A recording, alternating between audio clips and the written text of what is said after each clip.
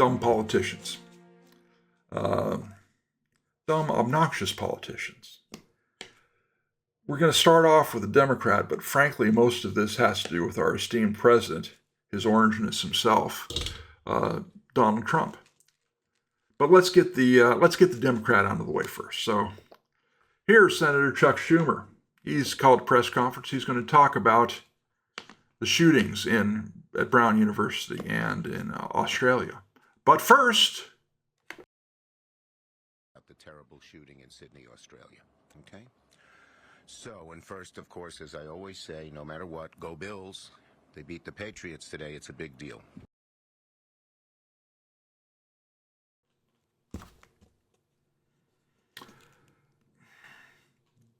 dumb. Seriously? I'm sorry people have been killed, but go Bills! I mean, I can't explain this. I can't. It's tasteless, it's out of touch, and it's just stupid. And he's one of the, in theory, better politicians. I mean, he's not Ilhan Omar, who married her brother to get him residency here in the United States. He's not this Graham Plattner guy up in Maine who had the Totenkopf tattoo and is communist, but he was a big fan of Hitler or something. I don't know. You know, it's just wow. I don't know. Rob Reiner and his wife were murdered yesterday, or their bodies were found yesterday. I don't know when the actual time of death was. Yesterday afternoon. Rob Reiner directed some great films. He was funny in Archie Bunker's Place. Is that what it was called? Archie Bunker's Place? I don't remember. Mercy, it was funny. Funny guy, good sense of humor. He's a lefty. Most of them are. You can just kind of ignore him when he's, spouting that stuff. I did. I appreciated his movies. A Few Good Men, great film. Princess Bride, great. Stand By Me. He made, this is Spinal Tap from the cap he's wearing. He made some great films. He was apparently killed by his son. It says in this article here that he's being held on $4 million bail. I heard an update since I took this screenshot that says that's been changed to no bail. So we'll see how this all turns out. But tragic. When people on the left die, whether it's of natural causes or of foul play or whatever, I don't celebrate anybody's death. Usually if I've got bad things to say about them, and sometimes I do, just let days pass. You don't have to be out there first bashing them. Which brings us to the President of the United States, who, despite proclaiming to be a Christian, shows no signs of it. This is what he posted on Truth Social. This is reposted by an official White House account. Rapid Response 47 is their official account on X/Twitter. A very sad thing happened last night in Hollywood. Rob Reiner, a tortured and struggling but once very talented movie director and comedy star, has passed away together with his wife Michelle, reportedly due to the anger he caused others through his massive, unyielding, and incurable affliction with a mind-crippling disease known as Trump derangement syndrome, sometimes referred to as TDS. He was known to have driven people crazy by his raging obsession of President Donald J. Trump and his obvious paranoia reaching new heights as the Trump administration surpassed all goals and expectations of greatness. And with the golden age of America upon us, perhaps like never before, may Rob and Michelle rest in peace. You didn't have to do this. The first sentence is great. A very sad thing happened last night in Hollywood. And then the last sentence is fine too. May Rob and Michelle rest in peace. Everything else in between, keep your mouth shut. Seriously. I mean,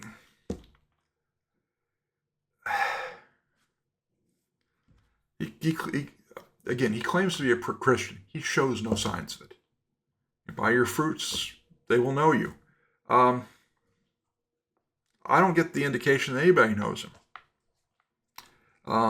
This and the idea that his son, again, apparently his son Nick has been arrested for this. Is Nick do you really want to claim Nick as a MAGA fan, and that MAGA fans are killing Hollywood directors? Because I mean, what's the logic here? There isn't none. He's a petulant little. Donald J. Trump is a little kid in the Twilight Zone that sends, he's going to send you into the cornfield. I mean, it's that type of mentality. Why do this? Just dumb.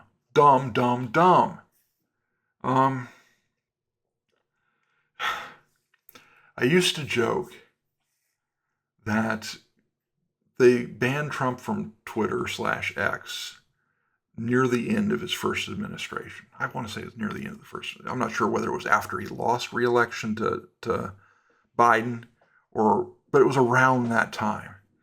And I used to joke that, if they'd have banned him 3 years earlier, he would have won re-election.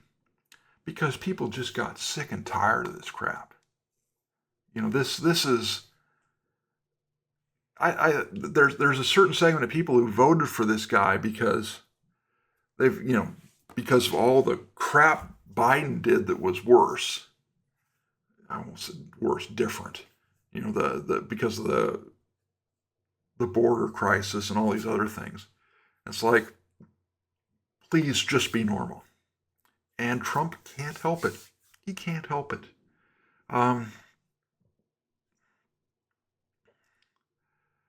They're not helping him. Of course, he's a lame dunk, so he doesn't need to worry about, possible re-election because he's banned from that. I have a feeling he talks about it sometimes just to get people riled up. But this didn't need to be done. We're going to go on to more stupid. Still Trump. This is a big MAGA guy on Twitter. I don't follow him, but for some reason this pops into my feed occasionally. I think it's because other people kind of quote this guy. This is from December 14th, so this was posted online yesterday. I think these comments were actually Saturday. Trump just took a massive victory lap on the experts. Because of the tariffs, we've taken in $18 trillion. There's never been anything like it. The Biden administration took in less than $1 trillion in 4 years. We took in more than $18 trillion in 10 months. That's good. Tariffs are printing money, billions pouring in while protecting American jobs. The doomsayers were dead wrong. Here's him actually saying it. Let's take a look at this. Except because without the November 5th election, you would have had a president that didn't have the courage to use tariffs the way they should be used. And because of the tariffs, we've taken in more than think of this, $18 trillion. There's never been anything like it. As an example, the previous administration, Sleepy Joe Biden, took in less than $1 trillion in 4 years. We took in more than $18 trillion in 10 months. I'd say that's pretty good, right? I'd say that's pretty good. And if you go back into history, there's never been a country that's taken in more than $3 trillion.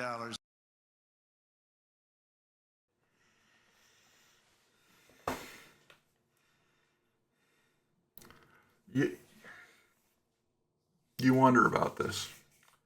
I mean, he's reminiscent of Steve Carell's character in Anchorman.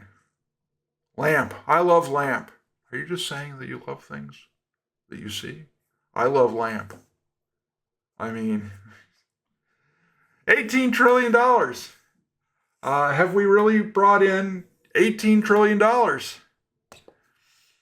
This is from the source, the Congressional Budget Office, January through September, so that's 9 months. It's not the 10 months. So was 178 billion in tariff income. The federal budget deficit was 1.8 trillion. So less than a tenth of just the budget deficit. It's not 18 trillion. 178 billion. And frankly, we pay those tariffs. It's why things are more expensive. It's why he's talking about, a $2,000 tariff refund. And, we're going to bail out farmers because the tariffs have, made it harder for them to sell their goods. 18 trillion. He's just making it up. And you've got a certain percentage of the population that just will believe anything the man says, and he's a notorious liar and fabulist, especially about his own stuff. $18 trillion. Source JP Morgan Asset Management. So total federal 2025 budget was $7 trillion. Everything the U.S. spent last year was $7 trillion. Or the fiscal year. $7 trillion. And he's claiming we got $18 trillion just from tariffs. Actually, you see the little number there. There's a little blue number. That little blue, tiny little thing on the right, tariffs. 1%. At that time, it was 80 billion. That was fiscal year. These numbers are playing a little bit because fiscal year versus calendar year versus, But one thing should be clear. Nowhere close to 18 trillion. If tariffs were bringing in $18 trillion, we'd have put a serious dent in this. I took this screenshot earlier today. If you go there, it continues to count up second by second. But earlier today, we were at 38 trillion in national debt. 7 trillion was the budget last year. That minus 8, or 18 minus 7, that leaves 11. This thing should have dropped down to $27 trillion just because of his wonderful tariffs. They didn't. Why not? Because he's full of crap. And if you point this out, you get people on Twitter, you just don't understand. He's playing 4D chess and blah, blah, blah, blah, blah.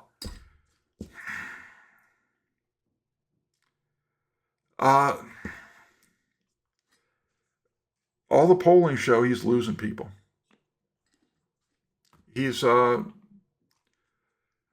People wanted the border controlled. They wanted especially criminals sent back where they came from.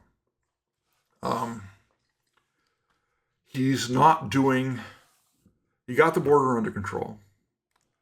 He is,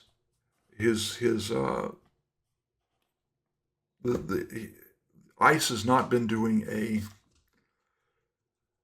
good job from a public relations standpoint as far as getting a lot of these people out of the country. The Democrats are lying on the other side. Apparently everybody's a saint. We have to have these. It's almost eerie sometimes the way the Democrats talk about illegal immigration. All we need, because these are jobs the Americans won't do, and we need them to pick our fruit and blah, blah, blah, blah, blah. And it's very reminiscent of how slave owners talked about slaves before the Civil War. He's just, I always hire the best people. He doesn't hire the best people. He doesn't. He's never hired the best people. Demonstrated by his first term, and it's not much better the second term. I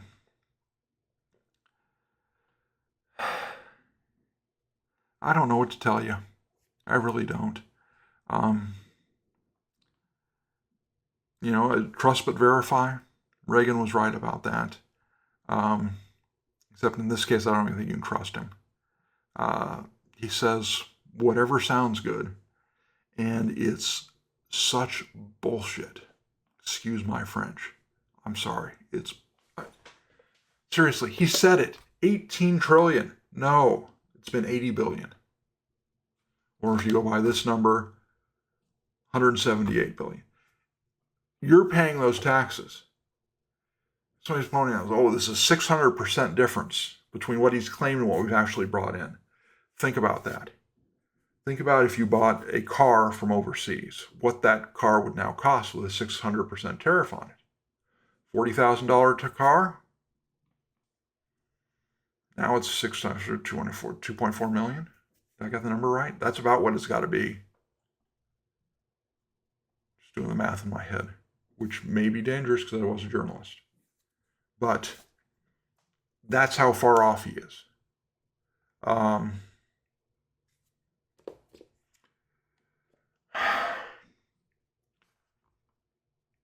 Ladies and gentlemen, it was a bad weekend.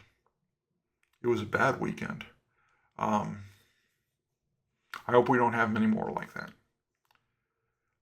It'd be nice if we could trust our politicians. We can't trust either party, frankly. They both lie. I'll have more to talk about this in coming days, but the whole brouhaha over the Obamacare subsidies. Obamacare was supposed to bring insurance costs down. Instead, it goosed them through the roof. It was not, I mean, the Democrats should be forced to confess Obamacare didn't work before they extend these subsidies even another day. And Congress should do something to fix it.